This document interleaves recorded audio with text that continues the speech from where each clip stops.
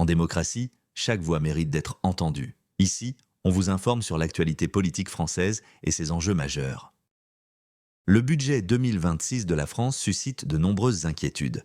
Déficit en hausse, dépenses publiques sous pression et instabilité politique après la démission de François Bayrou. Quels impacts pour l'économie et les finances publiques? Retour sur les enjeux, les réactions et les conséquences possibles pour la France. Qu'en pensez-vous? N'hésitez pas à donner votre avis dans les commentaires. Budget, puisqu'il y a une date fatidique, c'est celle du 31 décembre prochain. Si la France n'a pas de budget à cette date-là, il faudra continuer avec le budget actuel. Or, selon une note que publie ce matin Les Échos, une note de Bercy, un budget constant, le déficit repartirait à la hausse de quelques 25 milliards d'euros, c'est-à-dire qu'il passerait de 5,4% visé pour cette année à 6,1%. L'année prochaine, la charge de la dette, elle augmenterait de presque 8 milliards d'euros. Autrement dit, si rien ne bouge, la France replonge dans le rouge et la trajectoire de redressement des finances publiques, elle serait totalement compromise.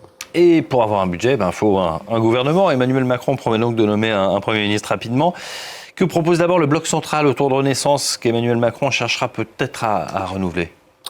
La ligne de Renaissance, c'est la responsabilité budgétaire, un peu ce qu'avait fait François Bayrou, ramener le déficit public sous les 3% du PIB à l'horizon 2029, grâce à 43-45 milliards d'euros d'économies environ, en particulier une réduction des dépenses de l'État, pas de nouveaux impôts, ça c'est une ligne constante, mais pas non plus, et là c'est un point nouveau, l'idée controversée de Bayrou de supprimer 2 jours fériés. Une stratégie qui vise surtout à rassurer Bruxelles et les marchés, mais qui est critiquée évidemment par l'opposition pour son austérité et son manque de marge sociale. Et on l'a dit avec Sophie, Emmanuel Macron, il semble tendre la main aux socialistes.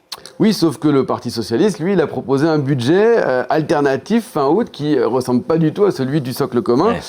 Lui veut diviser par 2 le rythme des économies, 44 milliards d'euros, oui, mais étalé sur 2 ans, et surtout lancer un grand plan de relance. Ce plan, il comprend 19 milliards d'euros d'investissement pour la transition écologique, pour la santé, pour l'éducation, une hausse ciblée des salaires des fonctionnaires, des mesures de soutien de pouvoir d'achat également, et un effort particulier sur la rénovation énergétique des logements. Pour financer tout cela, les socialistes misent sur de nouvelles recettes fiscales, et ça, c'est un point qui va être difficile, sur lequel il va être difficile de trouver un compromis avec le socle commun, notamment cette fameuse taxe Zuckman, un impôt plancher de 2% sur les patrimoines supérieurs à 100 millions d'euros. Cela concernerait environ 1800 foyers et les socialistes espèrent que ça pourrait ramener 15 milliards d'euros par an, chiffre qui est quand même controversé. À cela s'ajoute un doublement de la taxe GAFAM, une taxation renforcée des dividendes et une lutte accrue contre la fraude fiscale. Et qu'en est-il du Rassemblement national qui a, on l'a dit, peu de chances de gouverner, mais quand même, il avance aussi ses propositions.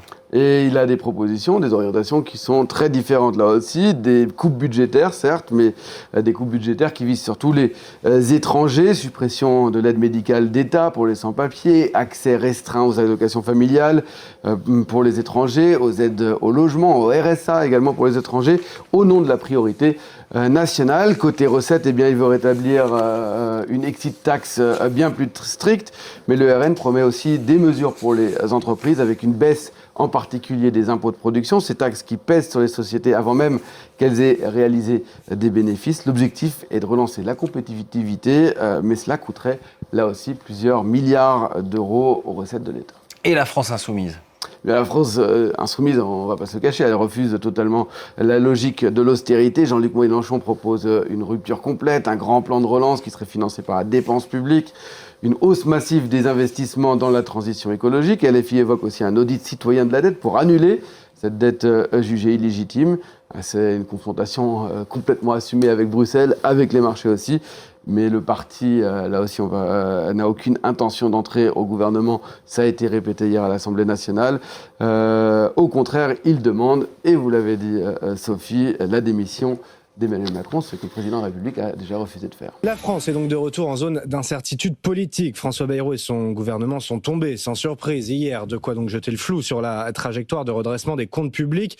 Et pourtant, il y a bien urgence, selon une note confidentielle de Bercy que nous avons consultée et qui nous dit que sans effort rapide, Margot Faudéré, le déficit va nettement repartir à la hausse dès l'année prochaine. C'est vrai, si rien n'est fait, le déficit passera de 5,4 à 6,1% du PIB l'année prochaine. C'est ce qu'on appelle l'évolution tendancielle des finances publiques, c'est-à-dire la manière dont elles évoluent naturellement sans intervention de l'État. Alors on le rappelle, l'objectif du gouvernement Bayrou, c'était de revenir à 4,6% du PIB en 2026. Ça fait 1,5 point de PIB de différence, l'équivalent de 44 milliards d'euros. Et c'est exactement l'effort que le Premier ministre proposait de faire pour réduire la dette.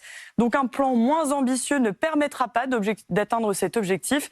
Et à ce titre, la note de Bercy cite par exemple le projet du Parti socialiste. Ce qu'on voit, Margot, c'est que la dette, elle pèse déjà très lourd. Absolument. Sans effort rapide, la charge de la dette augmentera de quasiment 8 milliards d'euros en 2026. Ça serait le premier surcoût de l'État après celui lié aux dépenses de santé. Sauf qu'il y a une différence fondamentale entre les deux. Le gouvernement peut décider de revoir les dépenses sociales en maîtrisant les coûts, mais il ne peut pas diminuer la charge de la dette puisque c'est une dépense contrainte au même titre que la contribution française au budget de l'Union européenne. Et donc si les marges de manœuvre se réduisent, il faudra faire des choix au détriment peut-être d'autres budgets comme l'éducation nationale.